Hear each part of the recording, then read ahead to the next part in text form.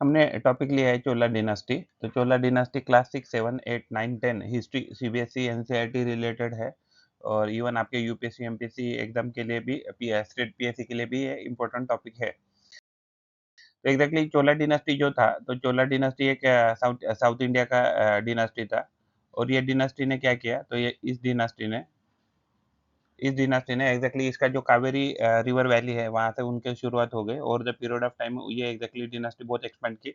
अगर आप यहाँ देखें, ये साउथ का रीजन है जिसमें कर्नाटका, तमिलनाडु, आंध्र प्रदेश एंड केरला का बहुत सारा हिस्सा है एंड इवन अगर आप यहाँ ऊपर जाएँगे तो आंध्र प्रदेश, ओडिशा, वेस्ट बंगाल, वहाँ से बांग्लादेश, बांग्लादेश से म्यांमार, म्यांमार से लेके देन ये इंडोनेशिया का रीजन है और यहाँ भी साउथ ईस्ट एशिया की बात करें, तो यहाँ तक उनका कंट्रोल था। यानी कि ये सारा रीजन उन्होंने कैसे कंट्रोल किया था? With the help of naval power. तो उनकी नेवल पावर बहुत स्ट्रांग थी। इवन उनकी अगर मिलिट्री पावर भी बोले तो मिलिट्री पावर भी इंडिया में बहुत स्ट्रांग थी जब जो ओल्ड इंडिया था, यानी कि साउथ इंडिया तो उनके पूरे कंट्रोल में था। इवन जो ये बॉर्डर एरिया है, सी बॉर्डर एरिया है या सी शोर एरिया है, जिसमें आंध्र प्रदेश, ओडिशा, वेस्ट बंगाल रीजन आता है, इवन ये बांग्लादेश का एरिया है, इवन ये जो म्यांमार का रीजन है, तो ये सारे उनके कंट्रोल में थे because of all the naval power as well as military power. तो ये कुछ बड़े टेम्पल है जैसे बृहदेश्वरा टेम्पल है तंजावुर में और गंगाईकोंडा चोलापुरम टेम्पल है। तो ये एग्जैक्टली उनके actually they were very big builders constructor. तो उनके टाइम के जो भी कंस्ट्रक्शन है तो आज भी वो बहुत अप्रिशिएट किए जाते हैं वर्ल्ड वाइड।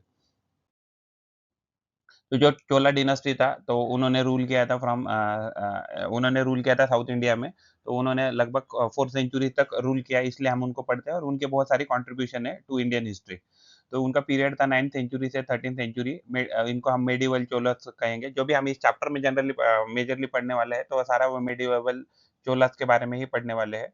तो संगम लिटरेचर जो है, तो वो भी अर्ली चोलास के बारे में हमें बताता है, बट इस चैप्टर में हम सिर्फ मेडिएवल चोलास के बारे में डिस्कस करेंगे क्योंकि उनका ही कंट्रीब्यूशन सबसे ज़्यादा था। जो फाउंडर जो थे, तो उनका नाम था विजयालया चोला, जो जिन्होंने एग्ज़ैक्टली पल्लवा को हराया था 9th सेंचुरी में। एक्चुअली पल्लवा के यहाँ विजयालया चोला जो थे, वो काम करते थे। हम इसको सरदार या एक फ्यूडेटरी बोल के काम करते थे। उनका कैपिटल जब उन्होंने एस्टेब्लिश किया किंगडम, तो उनका कैपिटल उन्होंने तंजावर यानी तंजौर यानी तमिलनाडु में आता है ये रीजन। तो जो चोलास थे, they were known for their military military strength, sophisticated administration and culture contribution. तो कल्चरल जो भी इंडिया में साउथ इंडिया में कंट्रीब्यूशन है, तो उसमें चोला का बहुत ज़्यादा कंट्रीब्यूशन है। तो ये इनका जो किंगडम है, तो किंग राजा राजा वन और उनका बेटा सन राजेंद्र वन जो है, तो एग्जैक्टली उनके पीरियड में क्या हो गया, सबसे ज़्यादा पीक में आ गया। तो इन्होंने कंट्रोल किया बहुत सारा रीजन, इन्होंने बहुत सारा रीजन कंट्रोल किया साउथ इंडिया का and even south east Asia में भी उन्होंने वो बहुत सारा उनका पॉलिटिकल पावर इन्फ्लुएंस किया। तो जो ये जो किंगडम था उनका जो इमर्जेंस है वो हुआ है कावेरी वैली रिवर वैली में।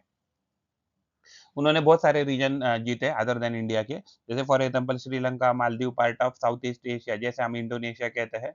इवन जो फिलीपाइंस, कंबोडिया, लाओस, वियतनाम, ये इसमें भी उनका बहुत ज़्यादा इन्फ्लुएंस था। तो श्रीविजया जो रूलर था इंडोनेशिया का, तो उसको भी उन्होंने हराया था। तो चोला जो डायनास्टी था, उनके जो की फैक्टर थे, तो की फैक्टर में नेवल पावर आता है और मिलिटरी स्ट्रेंथ आता है। तो जो एग्ज़ैक्टली जो साउथ इंडिया से उन्होंने उनका कैम्पेन चालू किया था और वो कहाँ तक पहुँच गए थे, तो गंगा के जो रिवर है, तो यानी कि बांग्लादेश तक वो पहुँच गए थे। वहाँ से फिर वो म्यांमार भी गए थे।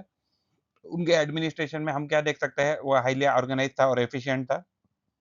उनका मेजरली फ़ोकस इरिगेशन पे था यानी फार्मिंग पे था एंड विलेज ऑटोनॉमी में था।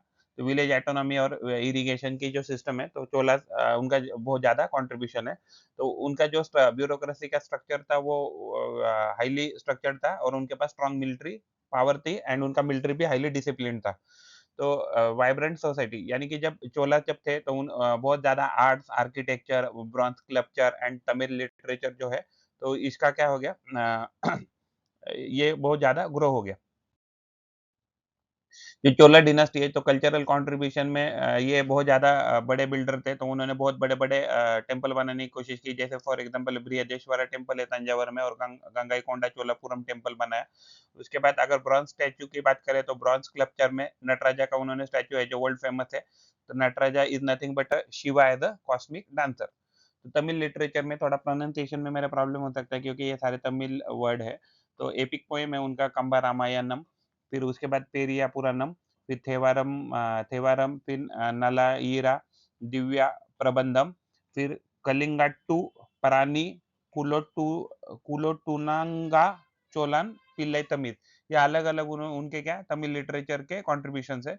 डिक्लाइन क्यों ये डिक्लाइन होने लगे तो उनका डिक्लाइन अराउंड 13th सेंचुरी में स्टार्ट हो गया क्योंकि जो रूलर आगे बाद में चोलास के वो इतने पावरफुल नहीं थे एंड जो उनको एग्जैक्टली जो मेजरली उस टाइम पे पांड्या जो थे तो पांड्या ने बहुत ज्यादा चैलेंज दिया उनकी सुप्रीमेसी को एंड जो अदर रीजनल पावर थे तो उनके साथ भी फाइट करने से उनके बहुत सारे रिसोर्सेस इसमें वेस्ट हो गए तो अल्टीमेटली क्या हो गया जो पांड्यास थे तो पांड्या ने रिप्लेस किया चोलस को